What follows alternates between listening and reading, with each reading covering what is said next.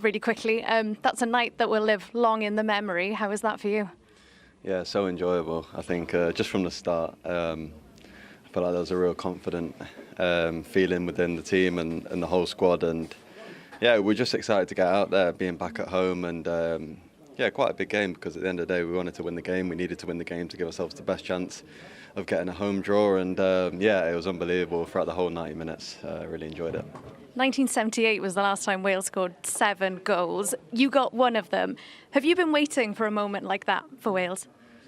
Yeah, I think so. I think, listen, I absolutely love playing for Wales. I found it hard. It's a tough thing coming to play for Wales, because how much it means to me. And yeah, I think it's a different style of football, and yeah, it's an honour to represent it. But today, and playing in a game like that, and obviously scoring and helping the team get into the Group 2 and the playoffs, I think, yeah, it was a perfect night for me, and one that I've been waiting for. Brennan, I'll let you go. Congratulations, Thank well you done. so much.